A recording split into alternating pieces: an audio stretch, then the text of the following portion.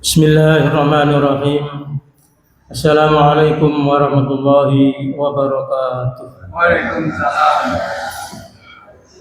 Innal hamdalillah nahmaduhu wa nasta'inuhu wa nastaghfiruh wa na'udzu billahi min shururi anfusina wa min sayyiati a'malina.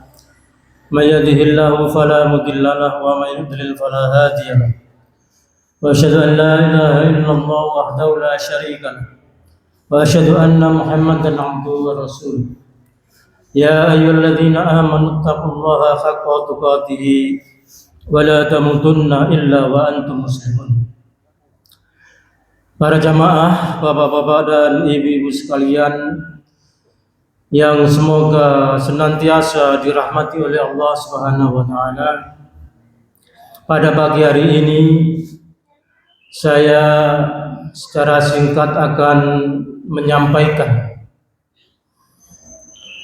bahwasanya segala perbuatan kita ini ada yang mencatatnya, maka kita harus berhati-hati. Para jamaah, di dalam surat Al-Infitor ayat surat nomor 82 ayat 10 sampai dengan 12, wa inna 'alaikum lahafidhin kiraman katibin ya'lamuna ma tafa'alun.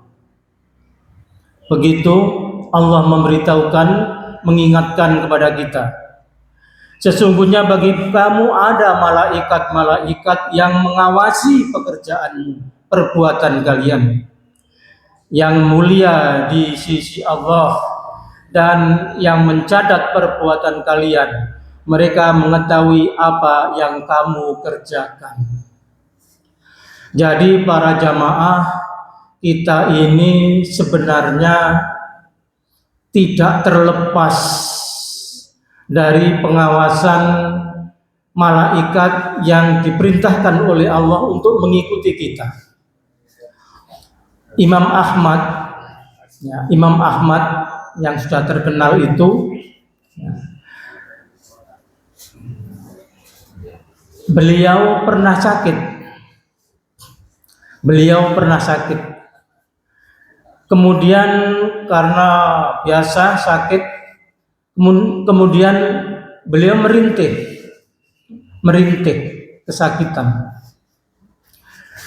Kemudian ada murid beliau yang besuk, nyambangi begitu. Begitu tahu Imam Ahmad ini merintih, maka kemudian muridnya mengingatkan, wahai Imam Ahmad, ada yang mencatat rintihanmu itu, malaikat itu. Langsung Imam Ahmad menyadarinya dan kemudian beliau langsung berhenti, tidak merintih. Jadi bapak-bapak dan ibu-ibu sekalian, merintih pun itu dicatat oleh malaikat atas perintah Allah Subhanahu wa taala. Jadi kita ini harus berupaya, segala perbuatan kita, ucapan kita, supaya benar-benar aman, keluar yang baik-baik saja,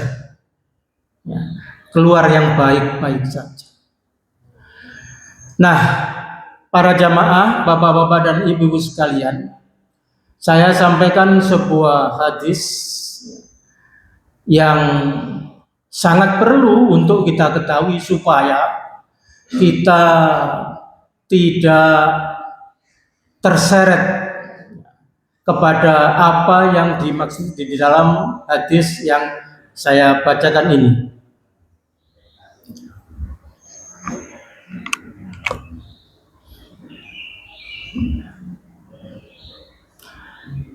An Thawban 'an Nabi sallallahu alaihi wasallam annahu qala Rasulullah bersabda, annahu qala la a'lamanna aqwaman min ummati ya'tuna yaumal qiyamati bi hasanatin amsali jibali tihamata bidon fayaj'aluha Allah azza wa jalla haba'am mansura.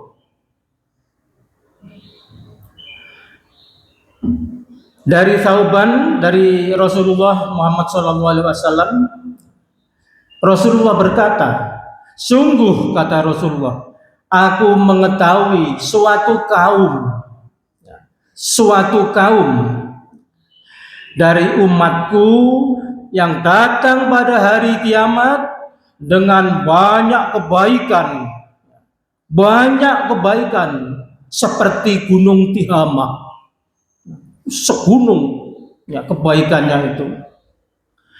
Namun Allah menjadikan kebaikan tersebut menjadi debu yang bertebaran. Menjadi debu yang bertebaran. Artinya hapus amal kebajikannya itu. Kemudian sahabat Thauban bertanya kepada Rasulullah, ya Rasulullah, sibhum lana jallahim lana alla nakuna minhum wa nahnu la na'lam. Ya Rasulullah, coba sebutkan sifat-sifat mereka pada kami supaya kami tidak menjadi seperti mereka, sedangkan kami tidak mengetahuinya. Maka ini saya sampaikan supaya kita tidak tahu, tetapi supaya kita tahu dan berusaha untuk menghindarinya, dan supaya akhirnya kebaikan-kebaikan kita itu tidak seperti debu yang bertebaran. Maka kemudian Rasulullah SAW menjawab, qala ama innahum ikhwanukum wa min jildatikum wa ya'khuduna minal laili kama ta'khuduna walakinnahum aqwamu idza khalau bi maharimillahi antaquha. Begitu kata Rasulullah. Adapun mereka itu, Thauban bertanya, siapa orang yang seperti apa wahai Rasulullah? Kemudian Rasulullah menjawab, adapun mereka itu adalah saudara kalian, kata Rasulullah. Kulit mereka itu sama dengan kulit kalian, kata Rasulullah.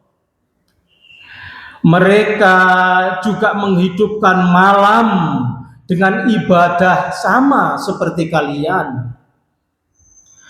Akan tetapi mereka adalah kaum yang jika sepi, berkesepian, sepi, mereka merobek tirai untuk bermaksiat kepada Allah Subhanahu wa ta'ala. Begitu Rasulullah memberitahukan kepada Thauban dan termasuk kepada umatnya, kita. Para jamaah, jadi maksudnya hadis ini seperti kita lihat di sekitar kita, insya Allah bukan diri kita, itu banyak orang yang kelihatannya baik, banyak orang yang kelihatannya sholatnya di masjid, banyak orang yang sholat yang bajunya pakai ya seperti orang alim begitu.